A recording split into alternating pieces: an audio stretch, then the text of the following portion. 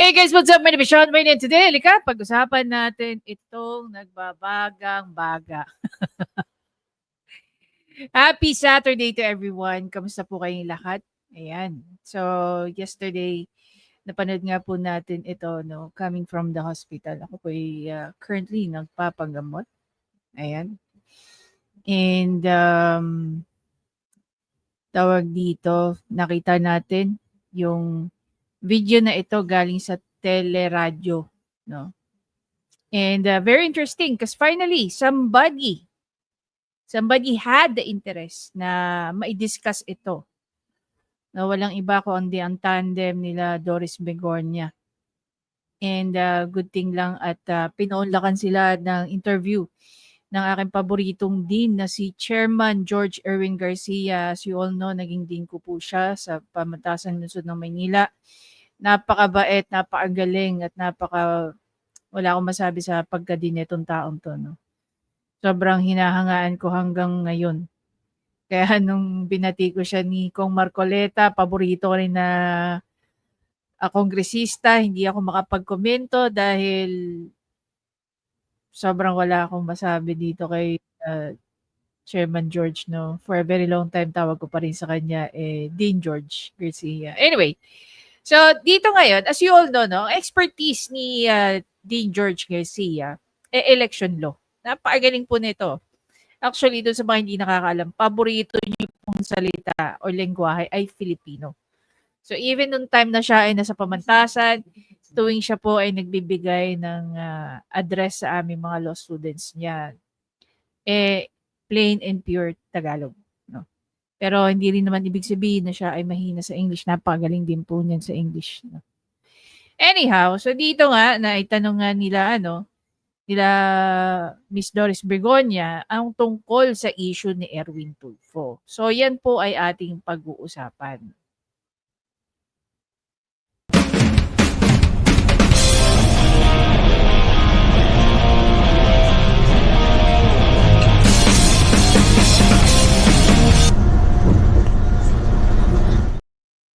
There you go. Kanina napansin ko, napadaan sa FYP natin na na-discuss na ito ni Teacher Mark, na-showcase niya na ito at napag-usapan last night, about 14 hours ago. Ayan. Ngayon, nung pinanood ko yung interview ni Dean George Garcia, expected ko na yun ang sasabihin niya, sa totoo lang. Okay?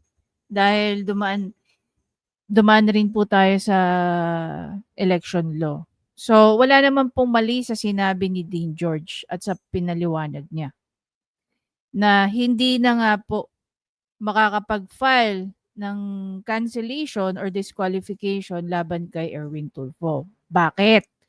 Pakinggan po natin yung explanation ni Dean George dito. Ma'am Doris, at sa ating po mga kababayan, manigong bagong taon din po at maligaya. At magandang umaga. Ayun nga po ang katanungan natin. Ang daming lumalabas po na storya tungkol doon sa ano ba talaga si Erwin, Amerikano o Pilipino. At kung siya po ay isa sa ganitong, mayroon siyang ganyang citizenship, ano po ang ibig sabihin niyan doon sa kanyang pagiging kandidato sa 2025? Ngayon nakaupo siya as CIS party list eh. So meron bang disqualification na mangyayari, Chairman?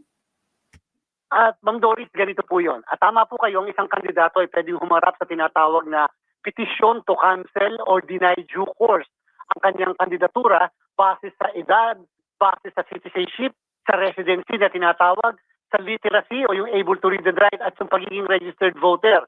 Pwede po siyang humarap ng cancellation ng candidacy.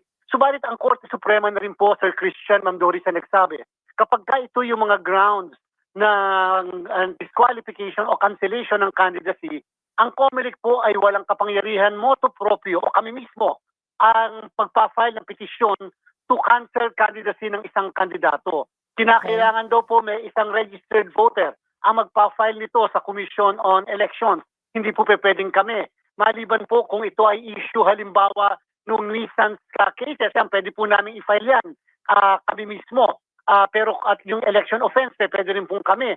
Pero pagka ganito pong ground, kinakailangan may mag-file sa amin. Sa kasalukuyan po, wala naman pong tinatanggap ang COMELEC na petition to deny due course and or cancel candidacy ng naturang personalidad. At the same time, yung pong petisyon na yan ay pwede lamang ma-file 25 araw pagkatapos ng filing ng Certificate of Candidacy ng mismong kandidato. So, doon na tayo. Yun na yung dead end. 'Di ba? Pumasok na yung tinatawag natin prescriptive period. So, upon filing, okay, upon filing ng COC nila, within 25 days, doon ka pa lang pwedeng mag-file, no? Doon ka lang pwedeng mag-file ng cancellation niya or ng disqualification niya. 'Di ba? Balikan natin. po yan ay lumampas na, pwede po namin i-dismiss yung petisyon sapagkat mawawalan po kami ng jurisdiction kung ito ay hindi na-file sa tamang panahon na piniprescribe mismo ng batas. Oo, pero nakaupo siya ngayon, Chairman, bilang representative ng ACT-CIS party list.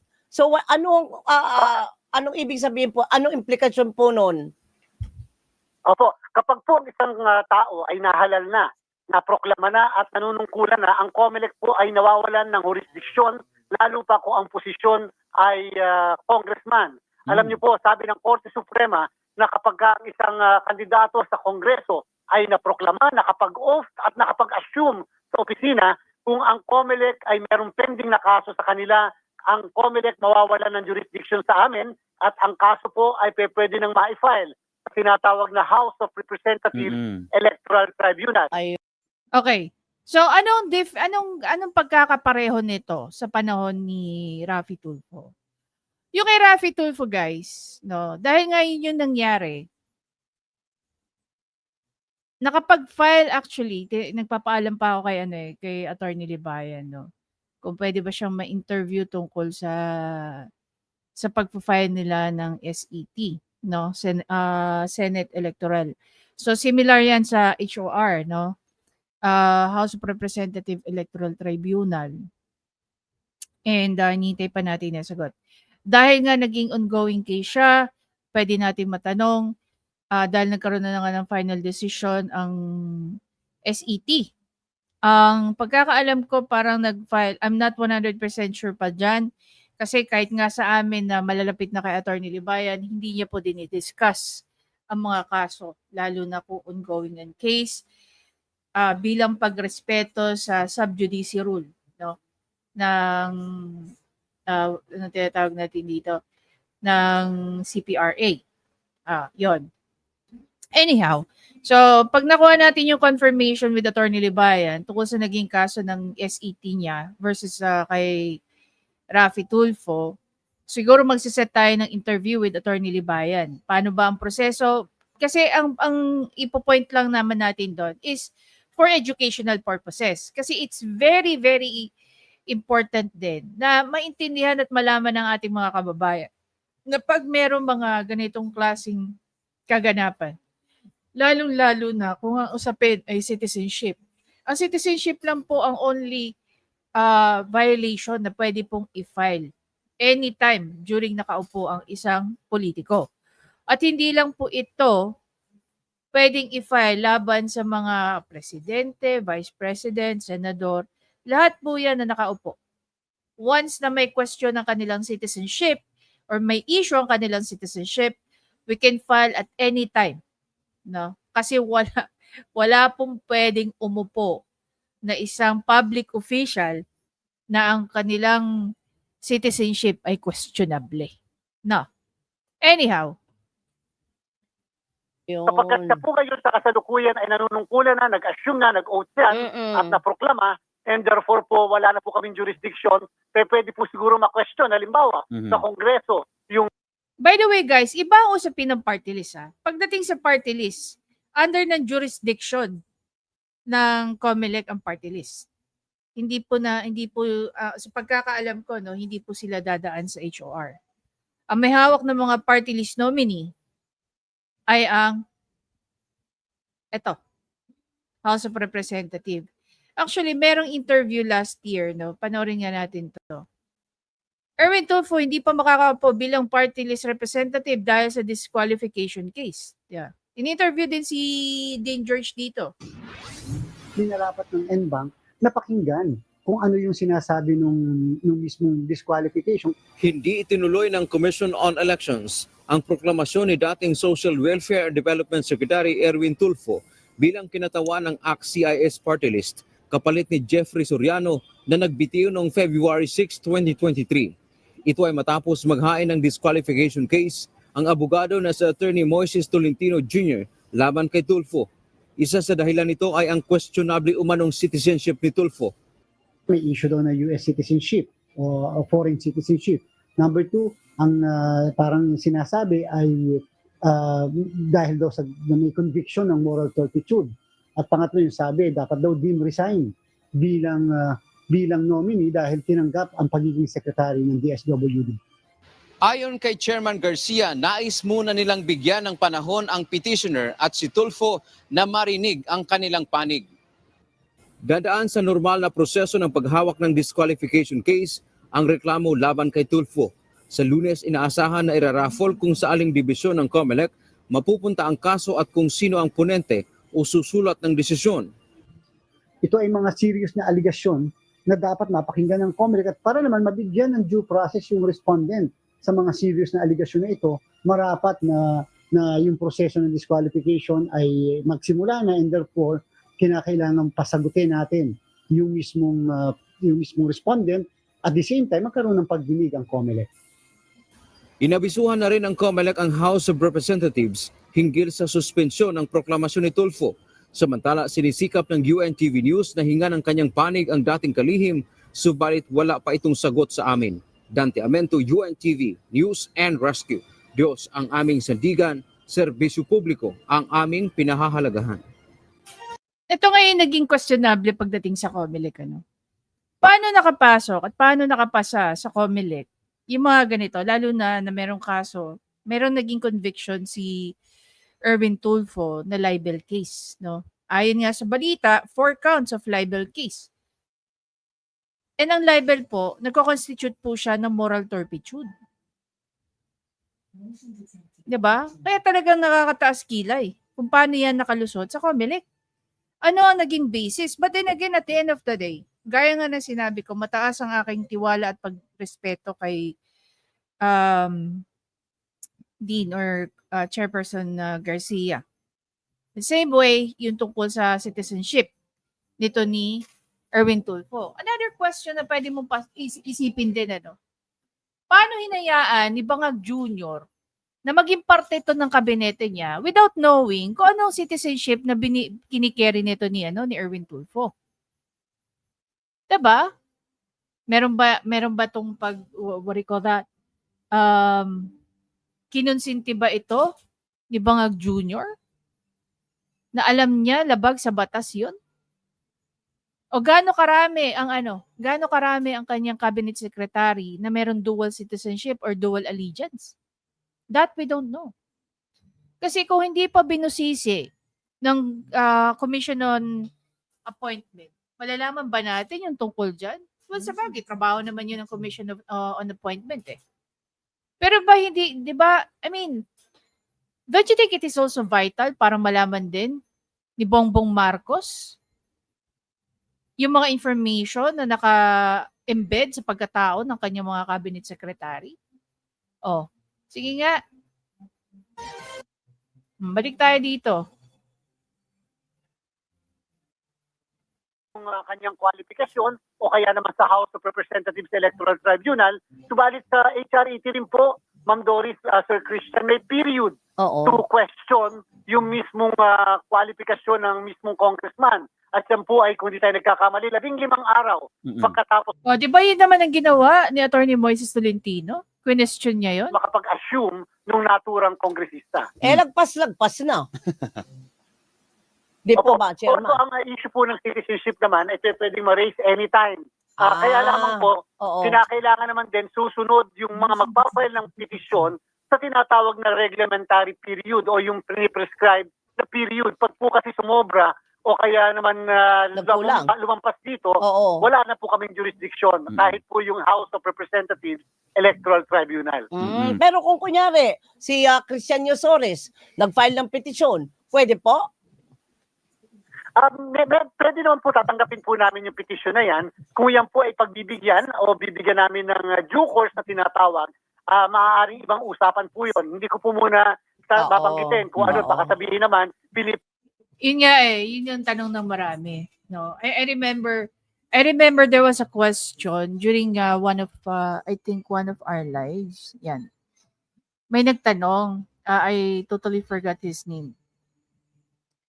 Kung pwede nga daw ma-disqualify itong si Erwin Tulfo by means of citizenship. So sabi ko, dyan pasok siya. Pwede siyang ma-disqualify from that. preempt natin. Pero again, pag may magpapal sa amin ng kahit na ano, kahit na kanino, yan naman po yung tinatanggap namin basta magbabayad ng filing fee dito sa amin. Ayun, Okay, okay. po. Pero ang issue pala dito, partner, tsaka Chema, Ayun. Nagtanong siya si Teacher Mark kung may bayad daw ang filing fee. Then sa Comelec. Ayan, nasagot na ni Chairman George Garcia.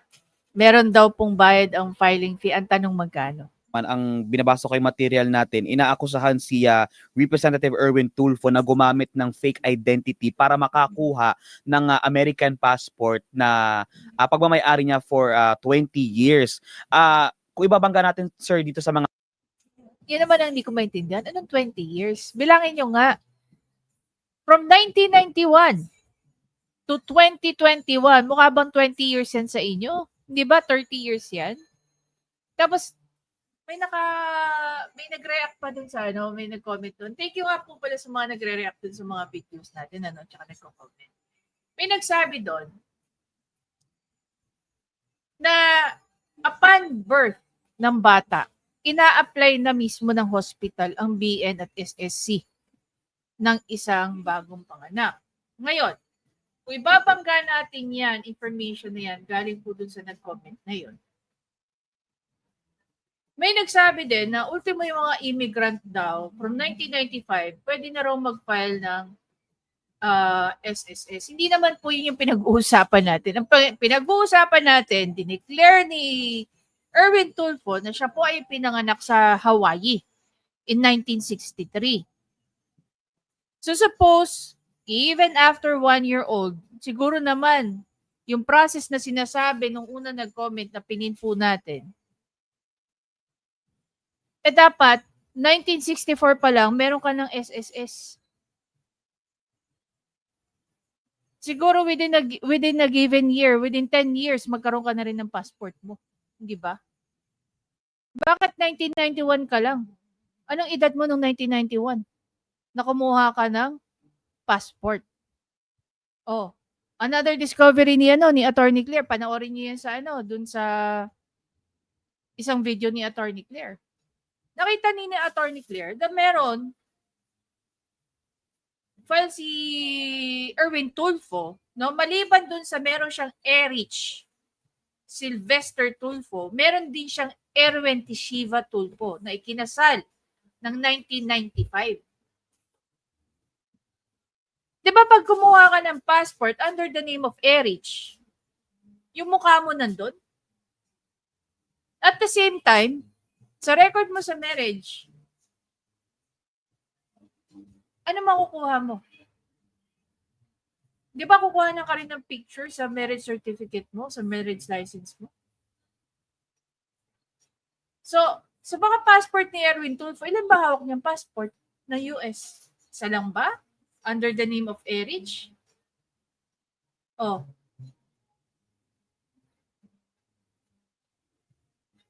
Ang gulo, no? Ilang passport yung hawak niya? Meron din ba siyang passport na ang pangalan niya doon ay Erwin Tishiba Tulfo? Oh. Pati yung nanay niya. Naisip ko nga kagabi habang pinapanood ko yung video ni Attorney Claire. Ito bang mga Tulfo is nasa business of arranged marriage? Kasi yung nanay niya kinasal 1987 ba yun?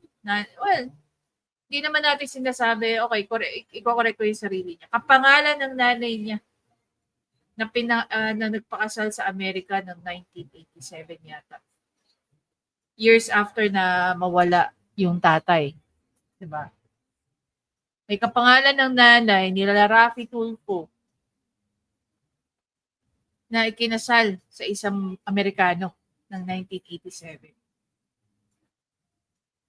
Tapos si Raffy Tulfo parang kinasal ng 1985. So yung details na nilalabas ni Ma'am Julie Licop ay tama. Kasi meron siyang may mga public documents available online eh. Tapos nakita nga rin ni Attorney Claire yung record na ikinasal nga rin itong si Erwin Tulfo noong 1995. Bearing his legal name, Erwin Tishiba Tulfo. Kaya nga, mapapatanong ka, ilan ba passport nito ni Erwin Tulfo? Mga facts natin, maituturing ba to na parang material misrepresentation Fraud. din? O fraud? Oo. Oo. Kasi kung titingnan nyo at tayo ko pong magbanggit ng merits, kaya lang siguro po yung mga nakikinig lang, babalansehin natin Mhm. kung sakali pong may katotohanan yung sinasabing misrepresentation, yung po ba ay nag-violate sa Philippine law o ibang batas ang na-violate? Kung Philippine law po yan, ano bang batas natin na Ito yung sinasabi ko kanina. Ito yung sinasabi ko tungkol doon sa isang naging video ko. No? Papasok dito yung private international law. Ibig sabihin, ang involved po dito ay isang private citizen. Di po ba? Titingnan natin kung may na-violate ba na may na-violate ba na law sa ibang bansa at yung batas ba na yon ay pareho dito sa atin. No? Which can be also under identity theft. Under identity theft, pwedeng pumasok sa mga cybercrime. Pero ang tanong, cybercrime ba yung nun? Di ba? na-violate? O yung po ba ay na-violate nila ang batas sa Amerika? So isang bagay po yan. Number two, yung sinasabing misrepresentation ay misrepresentation doon sa certificate of candidacy natin.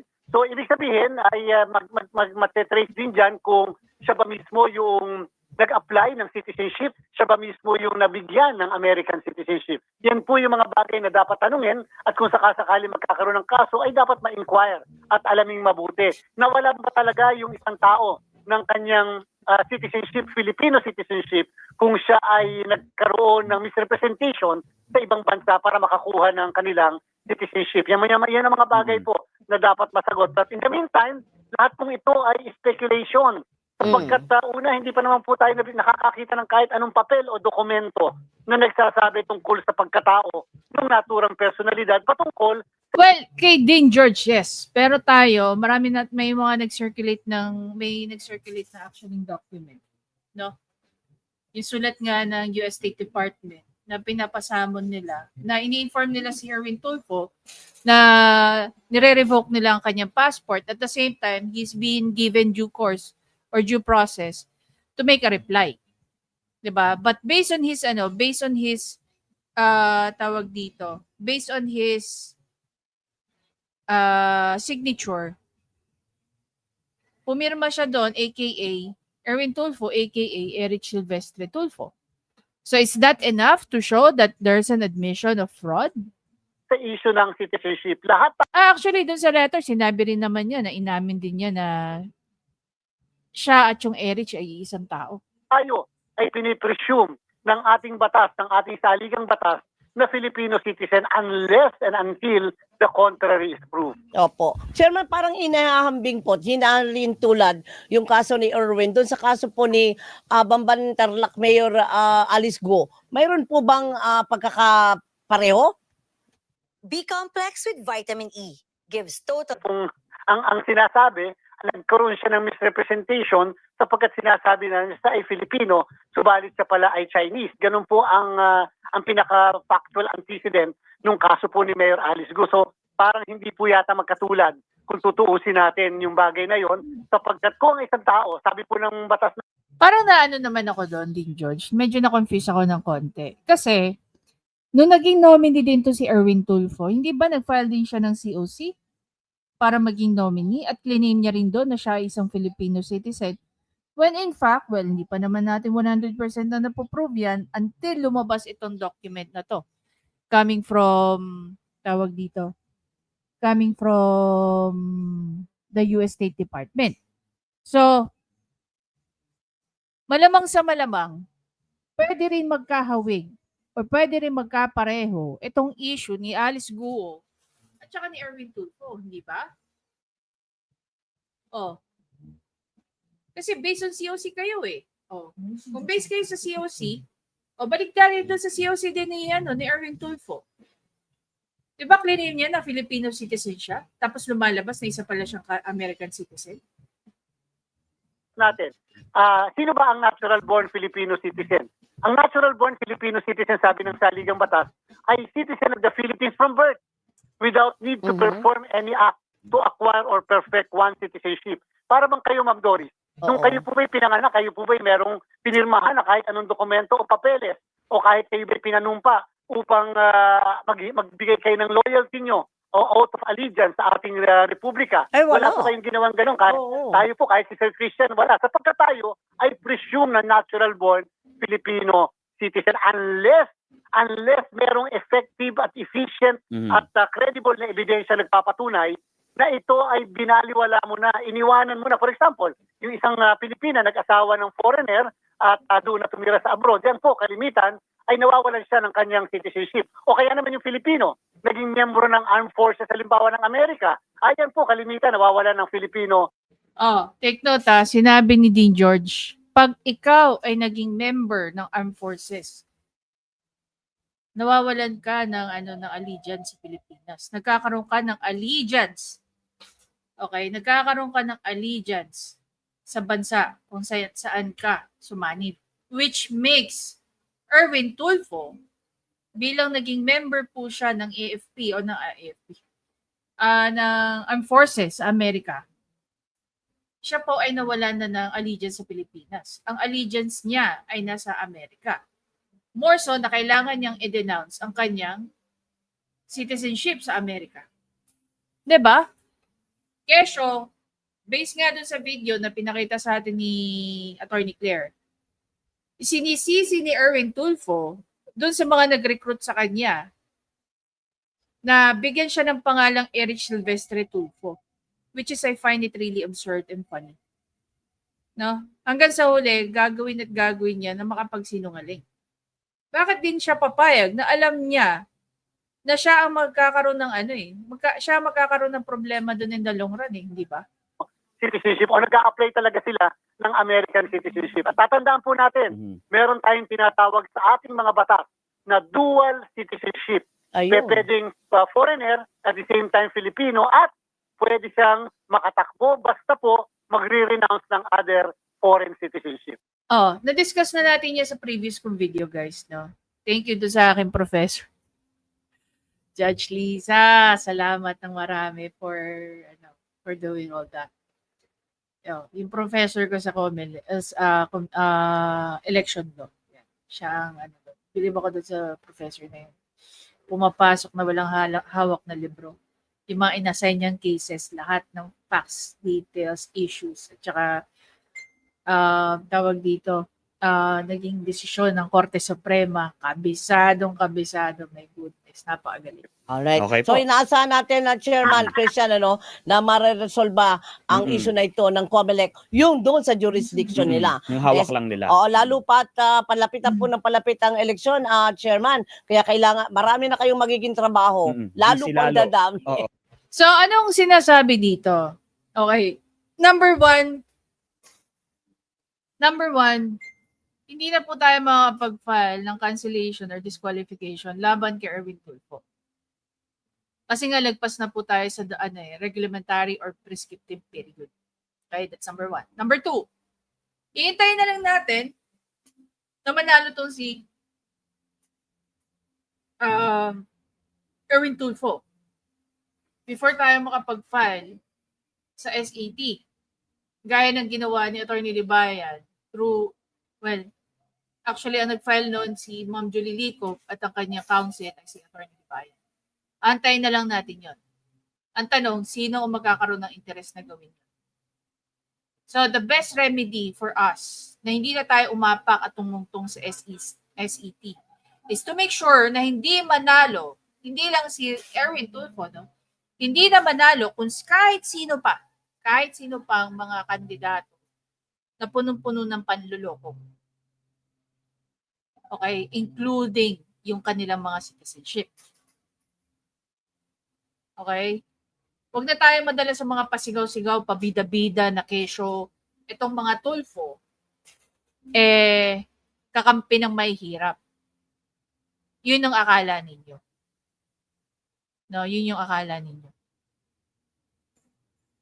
Sa mga malalaking issue, tikom ang bibig ng mga yan. Punong-puno ng kontrobersya ang buhay ng mga Tulfo. Dahil since pumasok na sila sa politika, lahat ng baho nila nag-aaling-asawan, naglalabasan. Di ba? Oh. One very classic example. Nung pinalabas ni Raffy Tulfo na siya ay ine-extort ng kanyang dating asawa na still legal wife niya, na si Miss Julie Licop. Nung si Miss Julie Licop na yung nagsalita, bumaliktad na yung mundo. Hinihintay ko nga mag-file sila ng libel about kay Julie Licop. To prove na nagsisinungaling nga si Miss Julie Licop. Doon sa mga hindi nakakaalam, as far as my memory serves me right, etong si Miss Julie Licop nagsampa din ng mga patong-patong na kaso kay Raffy Tulfo sa Amerika. So hindi natin alam kung ano pa decision doon. No? Yun naman ang sabi ni Ma'am Julie Licop, nagsampa siya ng mga kaso kay Raffy Tulfo sa Amerika. Titingnan natin kung gaano katindi. Kung dito sa Pilipinas, matindi ang impluwensya ng mga Tulfo. Tingnan natin kung ubra yung impluwensya nila sa Amerika. Ngayon, kung manana si Ma'am Julie Licop sa Amerika, isa lang ibig sabihin. Na ang batas sa Amerika, ang mga batas sa Amerika, walang kinikilingan. Di ba? Ngayon, kung halimbawa man, merong mag-file sa SEP to disqualify Erwin Tulfo, baka ang mangyari dyan, yung mangyari rin lang kay Raffy Tulfo. No? Baka yun din yung mangyari dyan. Kaya nga, tinatanong pa natin si Attorney Libayan, siguro sa kanyang availability, alam niyo naman napaka-busy din ng tao. Baka mapaunlakan niya tayo ng mga tanong tungkol sa pag-file nila ng case. Kaya kay Raffy Tulfo. Ano yung nangyari doon? Diba? Anyway guys, again, maraming salamat sa panonood. Please don't forget to subscribe, like, at i-comment nyo na guys. Ano sa palagay ninyo ang mangyayari dito? Naniniwala ba kayo may pagkakaiba? Yung issue ni Alice Guo na reclaim na siya ay Filipino pero Chinese. Di ba sila nagkakapareho nito ni Erwin Tulfo? Na siya ay Filipino pero siya ay may hinahawakang US passport, meaning isa kang American citizen. Kung kaya nilang gisahin si Alice Guo, ba't hindi nila kayang gisahin si Erwin Tulfo? Pero tandaan nyo, ginisahin si Erwin Tulfo ng commission appointment. Which is good job sa kanila. Diba? So, paano guys? I'll see you in the next video. Bye!